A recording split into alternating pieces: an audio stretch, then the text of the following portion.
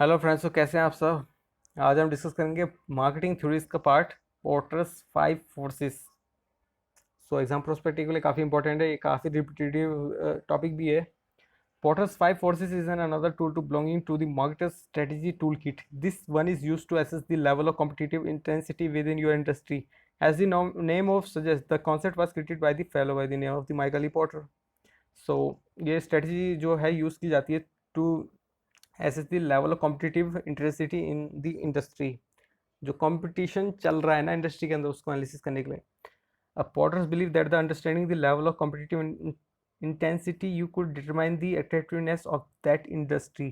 When we talk about the industry attractiveness, we are talking about the profitability of the industry, not how much we like it. So how do we as marketers assess the level of competitive intensity in our industry? Well, Potter believes there are the 5 factors or 5 forces acting upon your organization that will determine this. So these are the 5 forces: threat of substitution, threat of new entrants, और supplier power and buyer power, competitive rivalry. So बीच में है competitive rivalry. competitive rivalry क्या है, एक तो इसको समझ लीजिए थे पहले। Clearly, a key factor in competitive intensity will be competitive rivalry. So, what do marketers need to consider? How many competitors do you have? पहले ये पता करना पड़ेगा कितने competitors मार्केट में अवेलेबल है जो आप बेच रहे हो। Do you have a solid competitive strategy in place. So आपकी कॉम्पिटिटिव स्ट्रेटजी मजबूत है।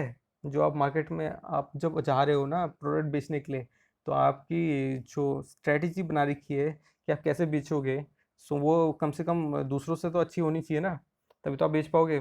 Are you being innovative in order to give you the competitive advantage. So क्या आप इनोवेटिव, क्या आप नए तरीके से क्या नए प्रयोग कर रहे हो जो आप कॉम्पिटिटिव एडवांटेज ले पाओ मार्केट में। मतलब इनोवेटिव मतलब कि आप कुछ डिस्काउंट या फिर कुछ ऐसा कुछ कर रहे हो जिससे कि हाँ भाई चलो दूसरे से खिसक के कोई खरीदार आपके पास आ जाए, जिससे आपको फ़ायदा हो। Do your competitors have more advertising resources. So ये भी आपको पता करना पड़ता है कि आप जब मार्केट में उतर रहे हो ना किसी प्रोडक्ट को लेके, तो आपको ये पता करना पड़ेगा कि आपके कॉम्पिटिटर्स के पास ज़्यादा एडवर्टाइजिंग रिसोर्सेज हैं। वो कैसे रीच कर रहे हैं कस्टमर के पास, वो मतलब कस्टमर को कैसे इन्फ्लुएंस कर रहे हैं। क्या वो सोशल मीडिया प्लेटफॉर्म से इन्फ्लुएंस कर रहे हैं, क्या वो डायरेक्ट पर्सनल सेलिंग के थ्रू कर रहे हैं, या फिर किसी और मीडियम ऑफ एडवर्टीजिंग के थ्रू इन्फ्लुएंस कर रहे हैं। इस तरह difference in quality. So quality का डिफरेंस भी आपको पता करना पड़ेगा कि भाई आप अपना प्रोडक्ट मार्केट में ला रहे हो, तो आपको जो बायर है वो इस वजह से तो देखेगा कि हाँ भाई आपका प्रोडक्ट अच्छा है कि उसका प्रोडक्ट अच्छा है। क्वालिटी ऑफ डिफरेंस ये भी देखना पड़ेगा। अगर सिमिलर क्वालिटी है, सो प्राइस में देखेगा, फिर प्राइस भी सेम है, सो वो प्रेफर तो उसी का करेगा फिर भी, क्योंकि उसका प्रोडक्ट काफ़ी पहले से मार्केट में है। तो आपको कुछ ऐसे इन्फ्लुएंस करना पड़ेगा, ऑफर्स वगैरह कुछ देने पड़ेंगे। Are yours their customers loyal. So are their customers loyal. So customer loyal मतलब कि कस्टमर भरोसेमंद, मतलब वो होते हैं ना कि हाँ भाई चलो, लॉयल मतलब कि हाँ ये कस्टमर रेगुलरली इसी का प्रोडक्ट खरीद रहा है ब्रांड इमेज की वजह से या फिर किसी और वजह से। सो ये होता है कि कस्टमर का ट्रस्ट बना हुआ है उस पर। सो कस्टमर का ट्रस्ट किस पे बना रहेगा भाई, जो पहले से मार्केट पे है। अब न्यू एंट्रेंट्स को तो थ्रेट यही रहता, मतलब डर यही रहता है कि हाँ भाई चलो हमारा, हम कभी भी बाहर हो सकते हैं यार मार्केट की कंपटीशन से, कभी हमको निकाला जा सकता है। If an industry is perceived as attraction, then of course new entrants are highly likely to appear. If too many new entrants appear, then profitably across the industry will be lowered and the attractiveness will be declined. The threat of new entrants can be lowered or even blocked by the largest companies that have somewhat of monopoly over the industry. सो आप ये देख लीजिए कि अगर आप किसी साबुन या फिर किसी सोप या फिर शैम्पू या फिर किसी और प्रोडक्ट की मार्केट में अगर आप एंट्रेंस करने के लिए जाओगे, आप नई कंपनी हो, सो आपको इस चीज़ का डर तो सताएगा ही कि यार वो तो काफ़ी बड़ी मछली है, वो तो हमें खा जाएगी, शार्क है वो। और आप एक छोटी सी मछली हो, आप मार्केट में अभी घुसे ही हो, और वो तो बहुत पहले से हैं। वो मतलब क्या बोलते हैं, एक ही ब्रांड के सोप शैम्पू सर्फ पता नहीं क्या क्या बेचे जा रहे हैं, और आप अभी एक ही साबुन लेके आप मार्केट में उतरो, सो आपका बिकेगा सामान। पॉसिबिलिटी 10, 5 या 1% इतनी हो सकती है। इससे ज़्यादा आप अगर सोचने की कोशिश कर रहे हैं तो आपने अगर स्ट्रेटजी अच्छे से बना रखी है तो आप सो सकते हैं। तो ये डर रहता है कि न्यू एंट्रेंस को कि भाई बड़ी मछलियाँ हैं वो बाहर कर देती हैं जल्दी से जल्दी, या फिर आपको जो कंपनीज होती हैं उनको खरीद लेती हैं जो नई होती हैं। So marketers will need to consider, marketers को ये पहले देखना पड़ेगा, are there many entry barriers. So entry barriers इसमें है कि नहीं है, मतलब कि high entry and the low exit barriers makes for an attractive industry.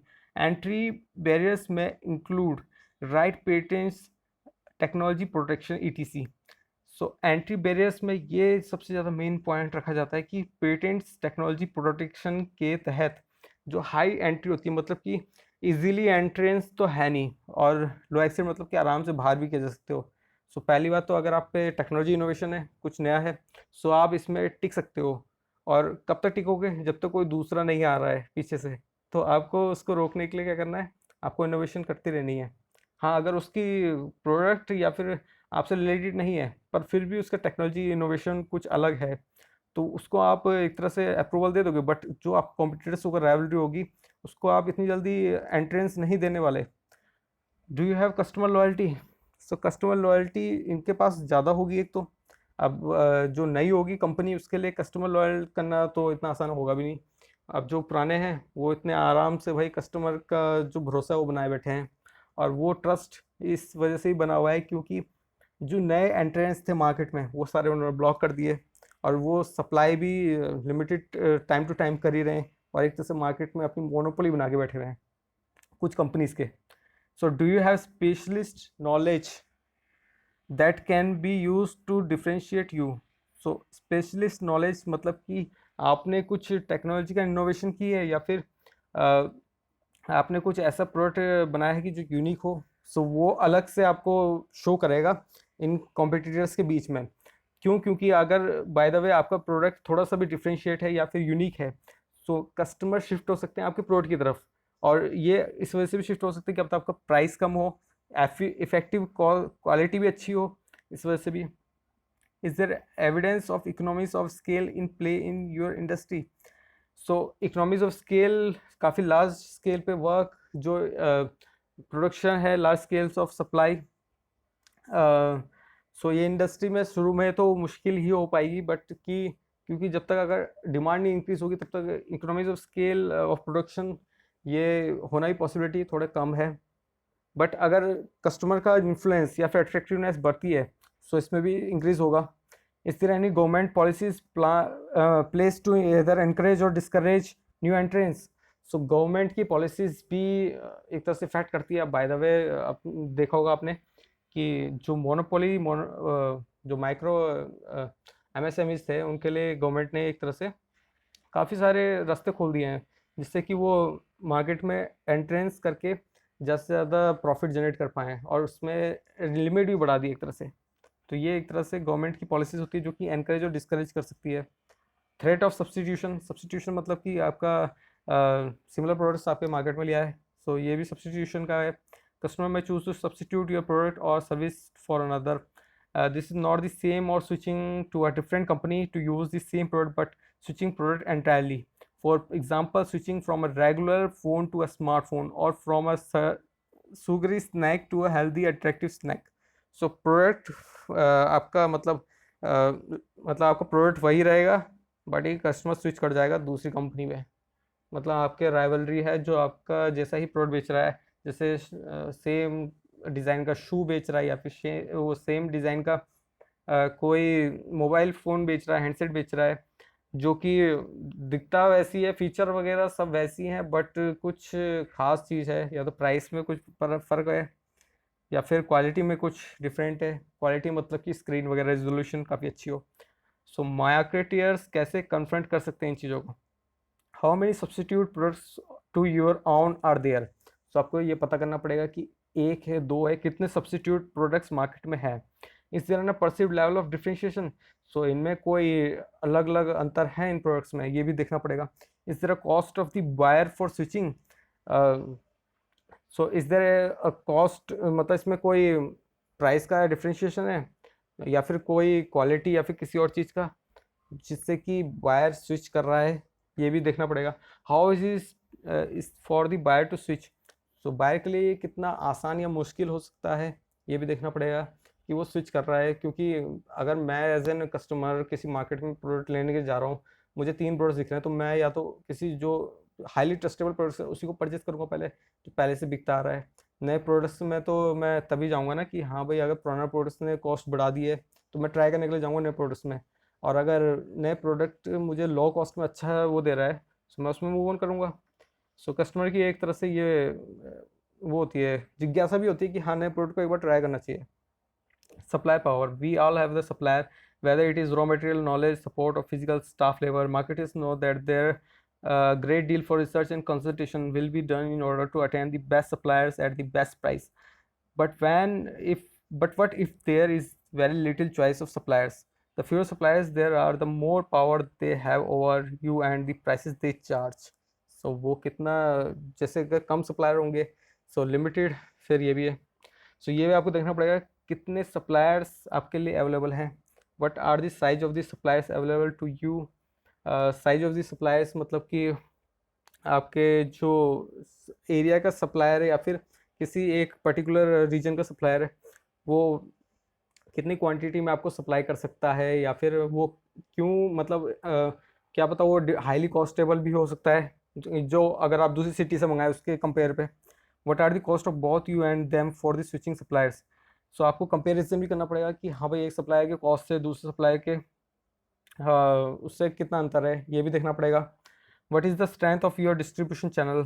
सो आपको डिस्ट्रीब्यूशन चैनल की स्ट्रेंथ भी देखनी पड़ेगी कि हाँ भाई, इसके जो सप्लायर है इसका डिस्ट्रीब्यूशन चैनल मजबूत है या फिर किसी और सप्लायर का डिस्ट्रीब्यूशन चैनल मजबूत है, ये भी देखना पड़ेगा एज ए मार्केटियर। क्योंकि अगर जिसका सप्लायर का डिस्ट्रीब्यूशन चैनल नेटवर्क मजबूत होगा, वो ही तो इजीली डिलीवर सप्लाई कर पाएगा किसी प्रोडक्ट को मार्केट में। Buyer power. When a buyers themselves have the power, they can apply pressure to companies, in particular pressure to lower their prices. If the buyer has many choices of the products and the companies, then their power is high. If buyer decide to join together so that a large portion of the market share is putting pressure on companies, then they again have high power. So एक जो ये चीज़ है कि जब companies खूब सारी हो जाती है ना, कंपटीशन हो जाता है, सो बायर के पास भी एक तरह से पावर आ जाती है कि भाई मैं तो अब अपनी मर्जी से ही, मतलब मैं इस प्रोडक्ट को लूँ या ना लूँ मेरी मर्जी है भाई अब तो, क्योंकि क्वालिटी सबकी बराबर है, फीचर सबके बराबर है, प्राइस में अगर ऊपर नीचे हो रहा है तो बायर किस में मूव ऑन करेगा, low cost low cost low cost. So ये है कंपनीज के ऊपर प्रेशर डालता है। सो मार्केटियर्स को किस चीज़ के लिए प्रिपेयर रहना पड़ेगा कि how many buyers do you have, आपके पास कितने बायर्स हैं आपको ये पता करना पड़ेगा। How price sensitive are you buyers, तो आपके बायर्स क्या प्राइस सेंसिटिव है, क्या वो कम प्राइस देखते हैं उधर को भाग जाते हैं, ये भी देखना पड़ेगा। One information is available to you on your buyers. So कई बार ऐसा होता है ना, पोटेंशियल बायर्स भी होते हैं या फिर ट्रस्टेबल बायर्स होते हैं कि जो मूव ऑन नहीं करते, वो मतलब कंपनी की रेपुटेशन के हिसाब से ही टिके रहते हैं। सो आपके पास क्या क्या जानकारी है उन बायर्स के बारे में, या फिर आप कैसे उनका एनालिसिस कर रहे हो, but differentiate you from your competitors. So आप को आपके कॉम्पिटिटर्स से अलग आप कैसे कर रहे हो, मतलब कि एज़ कम्पेयर टू योर, जब आप अपने बायर को इन्फ्लुएंस करना चाहते हो तो आप अपने कॉम्पिटिटर्स से आप अलग एक तरह से स्ट्रेटजी बनाओगे ना, तभी तो इन्फ्लुएंस कर पाओगे। सो अगर आप दोनों एक जैसे हुए तो बायर को तो फिर बस प्राइस पे ही सिर्फ बेस पे रहना पड़ेगा ना। So you can see that how the tool proved to useful for the marketers and strategy consultants. It allows them to see their current strategic position and plan for the future by acting on their strength and addressing their weaknesses. It can be especially useful when the considering entering a new industry in highlighting how likely you are to succeed. Of course, other tools would also be beneficial for assessing issues outside of competitive intensity when planned any kind of strategic action planned. So for an new industry ये काफ़ी important है उसको ये पता करना कि हाँ भाई चलो पोर्टस 5 मॉडल क्या है, ये भी तो देखना पड़ेगा यार। पोर्टस के 5 मॉडल्स से ही आप स्ट्रेटजी बना पाओगे कि मार्केट में कैसे आपको रहना है।